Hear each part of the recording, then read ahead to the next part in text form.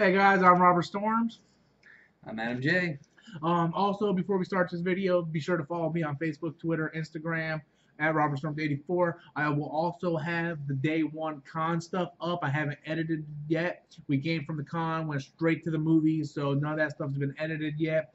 So, like always, gonna be very spoiler heavy. So if you don't want any spoilers, you're watching the wrong damn fucking review. And like always, we made a strict rule that we weren't gonna talk about the movie until we got here, so we don't know each other's opinions about it. We actually went to the movie with Joel, and I guess Joel kind of wanted a conversation. We couldn't really like, look, we'll talk to you. We'll find out what you think. Later. But we don't, Now, here's the thing. I've gone first the other two times. I want you to go first this time. Okay, if I'm being honest, and I'm just being 100% honest. Just be honest with me. It's cool. I loved the hell out of this movie. Okay. I loved it. Not only did I love the hell out of this movie, I think it's better than Batman v Superman. I had more fun and more enjoyment in this movie than I did with Captain America. Okay. Because I seen Captain America twice. Okay, and when I saw it the second time, I was just kind of going, okay, man, hurry up, let's get to the airport scene. I was like, what the fuck are you doing with my sugar daddies? Put my sugar daddies, give me that. So, like I was saying, when I went and saw Captain America the second time, I just kept waiting and waiting for that airport scene. And then when the airport scene was over, I'm like, man, that's really it, Because I didn't like the climax of that movie or anything. I do think it's a good movie, but I found more enjoyment in this movie. Like all the little things that happen in this movie with Weapon X and Jean Grey. I was like the goosebumps I had at the end of this movie was, and I watched all kinds of reviews. What the Flick, Collider Heroes, Jeremy John, everybody going, this movie is not good. It's very underwhelming. I heard several times on Screen Junkies and whatnot, and especially Collider Heroes, they were like, the ending, the final battle climax of this movie is very boring. I'm sitting there watching, I'm like, what the fuck are they talking about? Because this was a better ending than fucking Captain America. Captain America I found was fucking boring. You got Steve Rogers, Winter Soldier, beating the shit out of Iron Man, and then sticks his shield in Iron Man's chest, and he goes and like it just felt boring, especially when you had like this great airport scene. It's like the movie goes boom, and then it goes like that, So anyway, I seen Batman v Superman 5 times. I admit that movie is not a good movie, but there's some parts in it I enjoyed. Captain America: Civil War, some parts I enjoyed. This movie, from beginning to end, I was like a smile on my face. So okay, that's cool. And I know you're gonna have a different opinion. I can't wait to see this. Thought it was all right.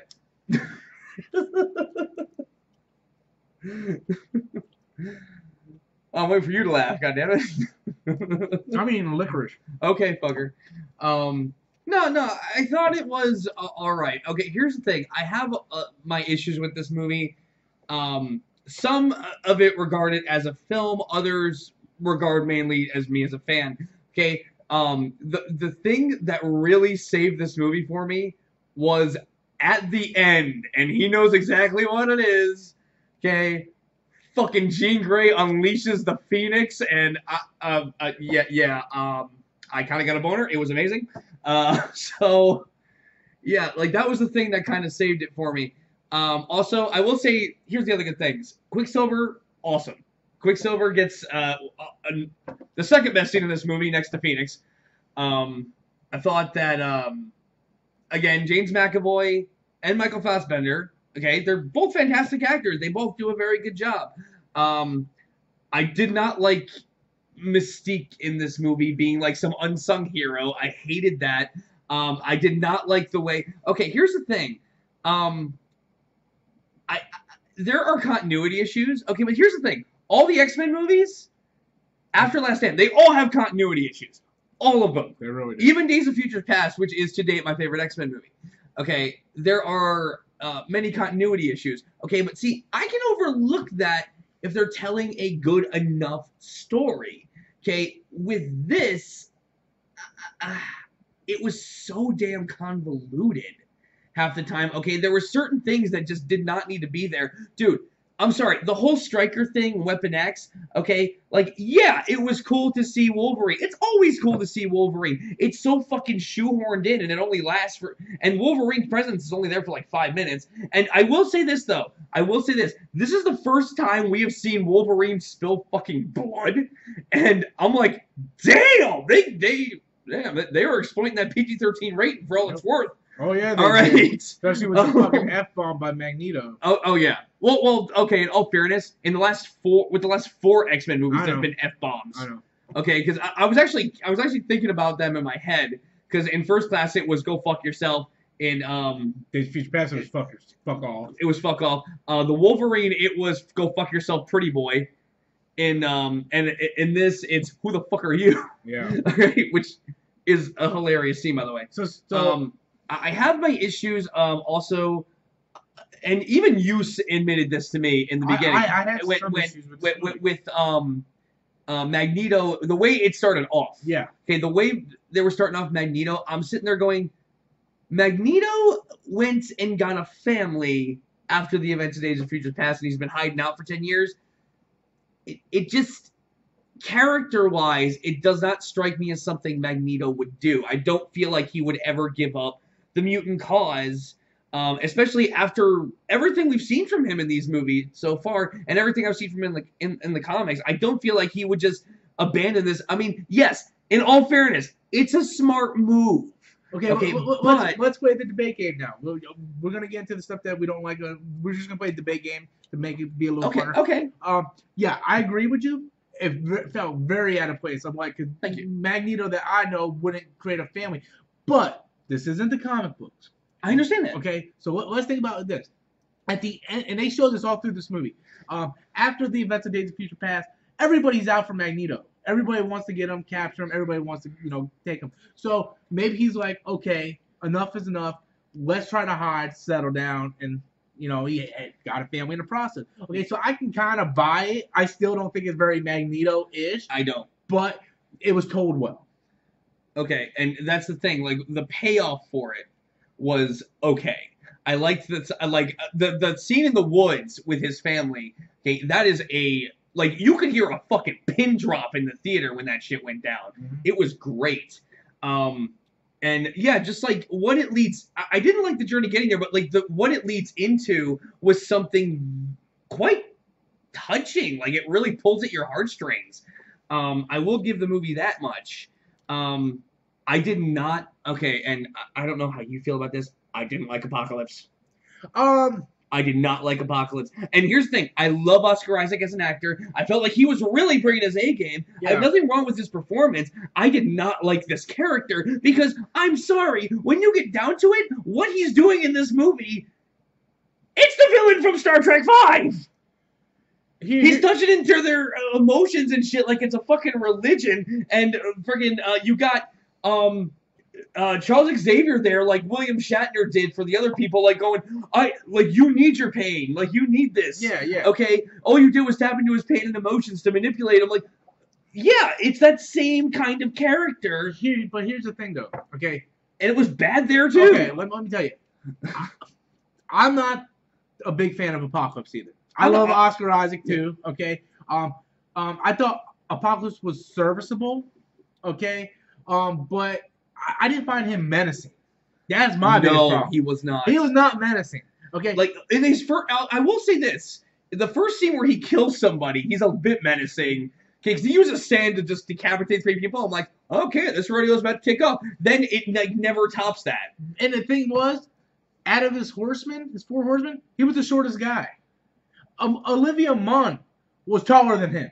Olivia Munn had like 4 lines in this whole fucking movie. That's for good reason. Okay, don't argue that. I will argue that. That's on the positive side. I want to see Psylocke, goddammit. I don't want to see Psylocke in the fucking background. Okay, granted, she looks fucking gorgeous in that thing. But now, I mean, I thought the original actor who played the first Apocalypse before they transferred over kind of looked more like Apocalypse. He was a lot taller. And I'm not saying Remember the old Apocalypse that transferred into Oscar Isaac in the beginning? Yes. He was taller. He looked more like Apocalypse. Oscar Isaac looked like Apocalypse. He was too short. And I know you're going like, you gotta go by performance. But in this day and age, when fucking Jungle Book was filmed on a goddamn soundstage, you can edit him to make him look a little taller than his fucking Four Horsemen. They did it in Lord of the Rings in 2001. Okay, like there's really no excuse here.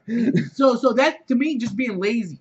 Okay, that's what it is. And I still think that wasn't the original design for Apocalypse, that he was in fact purple, but after all the fucking outrage, they changed it to blue. They changed it. So and I guarantee you, if they would have had outrage about his fucking shortness, they would have fucking digitally fixed that too. But I did find him menacing. But I don't have a problem with him, you know, the Star Trek 5 thing. I didn't really have a problem with it. I know what you're going with it exactly. But I see his plan was to destroy the world, to cleanse it, so the stronger can survive. Because that was Ultron's plan. Exactly. Thank you, dude. I was actually just gonna fucking say that. So I mean, that was exactly Ultron's plan. But the thing is, we've seen that plan a million fucking times. It's true, but. And it's not even done in a unique way. But as long as the execution was fine. Because I thought the battle between him and Xavier in the dream sequence, it wasn't a dream, but when they were in the mine, I thought that was awesome. I thought the battle between the Horsemen and the X-Men were good. Like, Apocalypse was probably the least favorite thing, you know? And the Jean Grey thing, that's an issue. It's called X-Men Apocalypse. Yeah. He should be the most interesting thing. Okay, how does Zemo do? Is it called Captain America Zemo? No, but he's the fucking villain in the goddamn thing. Oh no, dude! I said Zemo sucked. I mean, like you can't. I fully admit Zemo was terrible. We can't sit there and bash X-Men with a Apocalypse. Dude, I bash Zemo too, though. I know.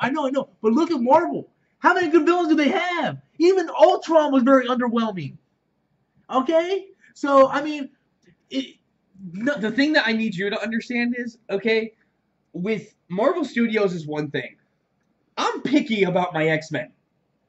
Because that's my shit. Okay. That's my jam. Okay. Okay. Now, and I also want to point out something about Apocalypse. What did his Four Horsemen do? What did his Four Horsemen do? Get their ass whooped. Pretty much.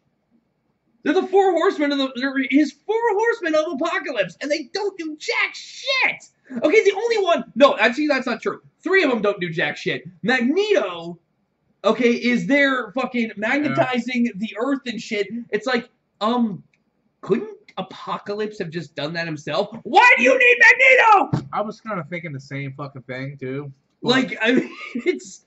And yeah, like, again, I'm just not a fan of Apocalypse in general. Okay, the way the Storm started off pretty good. I actually liked the girl in the role, Alexandria Shipp. Yeah. Okay, but I liked the fact that she had the accent for Storm. Okay, they finally had the accent because Halle Berry barely even attempted it. Halle Berry didn't even want to be in those fucking No, movies, she really didn't.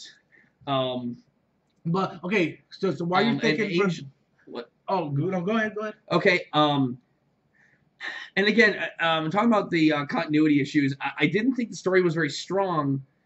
And with the continuity issues, okay, one, Jean Grey, okay, we've established that even though they've been wiped from canon, okay, X-Men 3 was technically still part of canon. Okay, so, one, Angel shouldn't even be born yet. And fucking Jean Grey should only be about 6 years old. I mean, well, and again, it's just certain little issues like that. Okay, but whatever. I will let those slide. Okay, but I did not like the way Angel was portrayed in this movie at all. I didn't like Angel. Okay, no, Angel is portrayed like this fucking asshole, like so is Scott. Fighter TNA asshole. So is Scott. No, I was gonna get to that. Okay, but Angel, oh my god, did they botch him so fucking hard? And here's the I can't believe I'm actually gonna fucking say this. The one in X-Men Last Stand was actually closer. Even though he didn't do nothing. Closer, even though he didn't do anything, no. But closer to how that character is.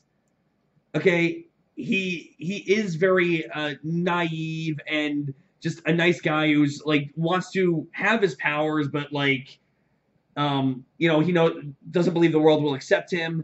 And, you know, but again, we only got him for 3 minutes. He was a worthless character in that film. But again, just that, in those 3 minutes, Ben Foster was a closer Angel than this kid was in the entire film. And I don't even blame the actor for that. I blame the writing for that. Okay, and the way he became Archangel, fucking bullshit. But, okay, just pointing that out. Okay, I'm not defending it because I wasn't a big fan of Angel either. But different circumstances. He was a prisoner who was forced to fight other mutants. If he lost, he died. He said that to Nightcrawler. I mean, how would you want him to act in that situation? So I'm just saying, I'm not. Okay, no, that is a fair defense. That is a fair defense. I'm not saying I like the character much either. No. I'm just saying in the circumstances where he was in. I want to bring up something. Let's talk about Jennifer Lawrence as Mystique, because a lot of people and a lot of the reviews said she was horrible. I didn't find her that bad. No, I didn't think she was. I didn't think she was bad. I just didn't. I didn't like the way her character was portrayed in this. I didn't even like the way her character was portrayed in First Class. I love Days of Future the way she was in Days of Future Past because she's that badass lone assassin in that movie. Okay, finally, after so many movies, Days of Future Past finally gave us the proper Mystique. Okay, but again, First Class, no, she's not like a straight up goody. Okay, like she kind of is in this, especially at the end. Okay, her training the new X-Men. Different timeline, man. Different continuity. I get it.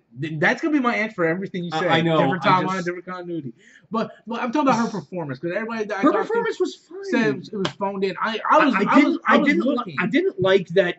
After First Class, she gives this whole like mutant and proud shit, and then like that was my biggest barely blue in this. She was blue actually through most of the last movie. Yep. She actually kept that form, and here, no, she's hiding again. I'm like, what the fuck are you doing? And I heard rumors that she doesn't like doing it because she's allergic to the pain or something.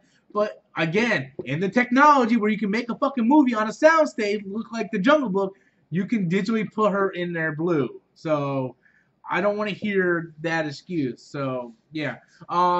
You want to get to Scott being a dick? Oh God, being the bad boy. What did they do to fucking Scott Summers? They redeemed him after Havoc died. After his buddy died. God.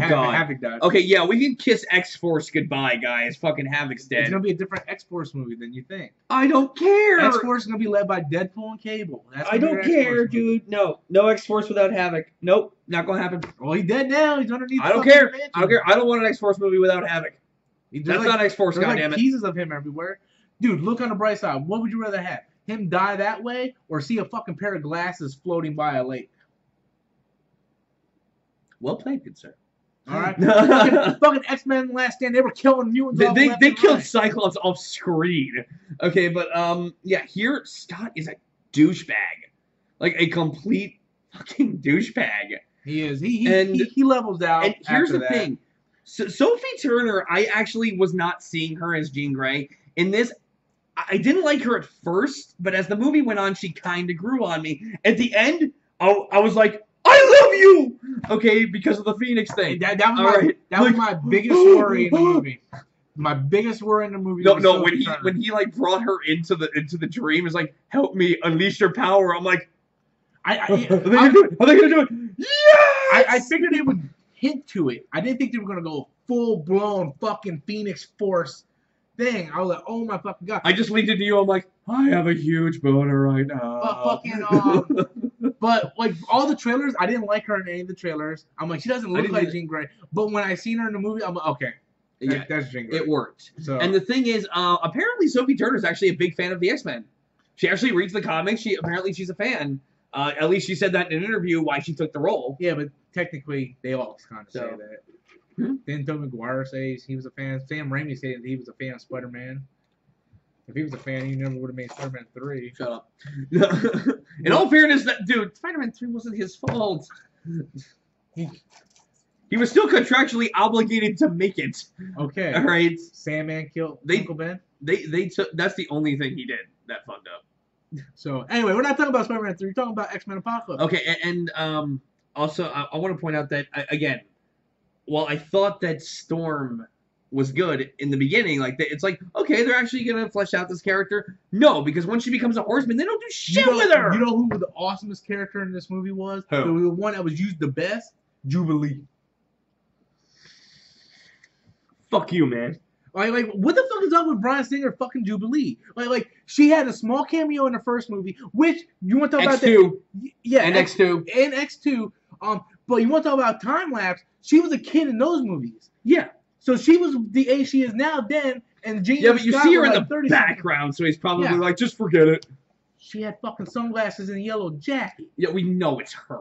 But Okay, anyway, the thing is, again, it goes back to the continuity issue. yeah, thing. that's why I don't say And it. with fucking Jubilee in this, do not promise me I'm gonna see fucking Lana Condor kick ass as Jubilee if you're not even gonna show her using her fucking powers. I think she had 2 lines in this whole movie. And she hung around. Bite me! She hung around the whole new class. She hung around them, and she was the only one that didn't go in the helicopter. Exactly. No. Okay. And again, just like I found it so strange that right after the mansion blows up, Stryker comes by. Like, really good timing, buddy. That was my biggest complaint of the movie, Stryker, Like, because you at the didn't need him. at the Didn't need it him. wasn't even that. To do what they were going to do, they didn't need him. But at the end of Days of Future Past, we saw them pick Wolverine up out of the lake. Yes. And Mystique's eyes turned yellow. She was impersonating Stryker. Stryker. They never mentioned Did it. it? They don't. They don't mention that at all. So No explanation for So it. what happened? Did they get to the fucking Weapon X facility and then she go, okay, I'm out here, you can take over? Like they don't explain shit from that. I didn't get it. I thought when he's like, get her, I thought he's gonna be like, you want to impersonate me? Like one line could have made it feel better. You act like nothing happened. Like I don't get it. Is there gonna be a special cut version of something like the road cut that we're gonna get that might explain it? Maybe, I don't know. But that's my biggest fucking piss off. Yeah. Like I'm fucking so pissed off about that. It's like, and then they went back to what was it, Acolyte Lake from X-Men 2? Acolyte Lake, yeah. Yeah, that was cool. Oh, and Angel dies, by the way. Not that I care, you know. I mean, not that I care because his character was so fucking poor in this, but yeah, he fucking dies so unceremoniously, and I'm sitting there going, Angel's one of the original fucking X-Men. How fucking dare you? different continuity. I don't care. Dude, Angel's gay. Like he's literally gay in the comics. No, he's not. Yeah, he is. Iceman's gay. Oh yeah, right. Well, They made Iceman gay for whatever reason, even though how many women has he banged in the comics by now? it doesn't matter. You watch Neighbors 2? Dave Franco's gay in that movie, and he fucked all kinds of chicks. Dude, yeah, I'm sorry if I spoiled something for you. Sorry, guys. Sorry. But, yeah, Iceman, I don't know why I think Bobby was gay. Bobby's trying to get with X-23. Anyway, wow. Way out there. That's nerdism right there. But okay, like what else was there to this movie? Well, I will say another plus of this movie, John Ottman's score. John Ottman should be the only composer allowed to do an X-Men movie because he always brings us fucking A game. I'm gonna explain why I like this movie so much. Okay, yeah, this movie had flaws. Look, Batman v Superman, Captain America had flaws. They did. So none of these fucking movies are perfect. But what I liked about this movie, if you take First Class, Days of Future Past, this was a great end of a trilogy. They had all those flashback scenes from First Class when the crew, like Professor X, Magneto, where he looked younger. You know, all those flashback scenes connected stuff to now. It just, I mean, it was just a good 3-movie story where, can't say that about the first X-Men movies. They even made fun of X-Men 3 in this movie. They did, and it was hilarious.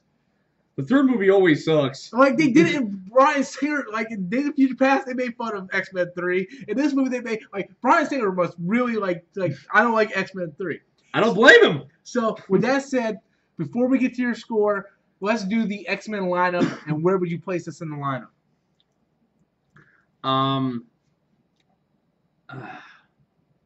I'd have to see it again to like confirm it. But my order right now, from 1 to whatever, my favorite is Days of Future Past, then the first one. The first one or First Class? No, the first movie. Then First Class. Then X2, then this. So you got a number 5? You got a number 5. Pretty much, yeah. So I mean, if I had to give it a rating, because I mean, I even rewatched the Wolverine recently. Yeah. Okay, and like I enjoyed it. I didn't love it as much as I did when I saw it in theaters. Like I'm watching it, going, "Wow, It's all right. Okay, we're good. Whatever. But yeah, I would place this number 5, I guess. And if I was to give it a rating, I mean, I would say, I don't know. Right now, I have a lot of issues. Like I'm leaning on like a C plus B minus area, somewhere around there. Okay, like I mean, I enjoyed it well enough. There were a few points where I'm like, oh my god, would you just get on with this shit? Okay, because there were so many moments where it just felt like it was dragging and dragging. I didn't feel and like dragging. that. I did. I felt like that more in Captain America. I personally did. I literally, like, especially the second time I saw Captain America, I really. Captain America, yeah. Drag. No. I will admit that it's like we gotta go to this building, then we gotta go to this building, then we gotta do this signing, then we gotta go to this building. It's like, man, just get to the fucking airport scene. Like Batman v Superman was the same thing. It's like we're in Africa. If I'm gonna listen, I would say, you know what? Yeah, it's worth checking out. Okay, do like a matinee. Like I wouldn't pay full price to see this again. I'll be honest. All right, so let me tell you this. I rank this number 3 on my list. Okay, behind what? Behind Days of Future Past number 1. Okay. First Class number 2. All right. This number 3. Fair enough. And then X-Men 2 number 4, and X-Men 1 number 5. I'm not a big fan of the first Singer movies. Okay. Because I enjoyed the first one enough because I just wanted to see. Basically, for the first go around, I'm just like, okay, just have the X-Men fight Magneto. We're good. I'm fine. Okay, the second one pissed me off to no end. But if you go back, maybe you're different to me. But if you go back and watch X-Men now, I just don't think it holds up. I just find it really boring and slow, because the budget was so small back then. Technology was so different back then. And when you watch the documentary on that movie, their release date got moved up, so they had a rush and they couldn't really put in everything they wanted in that first movie. So I just didn't like the two.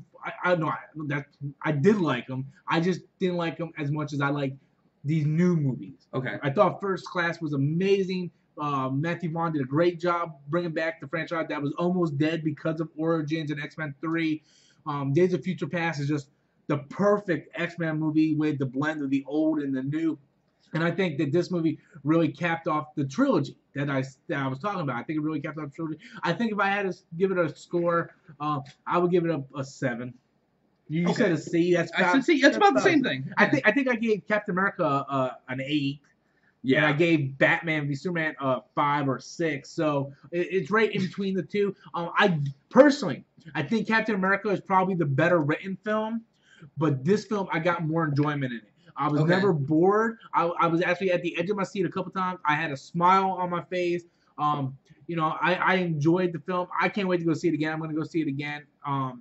Probably Monday or Tuesday or something. But I'm going to go see it again. I can't wait. We'll see if I feel like it's slow because, there was a lot of origin stuff because they had to introduce these new characters like Jean and Cyclops and stuff. So that's pretty much my opinion. I don't think it's bad as everybody's making it out to seem. I don't think. No, it's definitely not Last Stand bad. It's not at all. I don't think it's. Again, I don't think it's that great. But again, it's not Last Stand bad. It's definitely worth checking out. So I guess that's just don't expect much from the villain. Yeah, that's all I gotta say. Yeah, do not expect much. So that's everything, guys. If you've seen X-Men Apocalypse, be sure to leave your comments in the comment box below. Be sure to hit that subscribe button, and I will be getting the con videos out sometime tonight, earlier tomorrow, before I leave to go to the next day con, or day 2 of the con. So and I'll do my haul video too. I got a lot of stuff to do, and I'm running out of time. It's late, and I haven't got no sleep. So yeah. So just leave your comments, guys, and look out for those videos. Until next time. I'm Robert Storms. I'm Adam J. And that's our fucking opinion.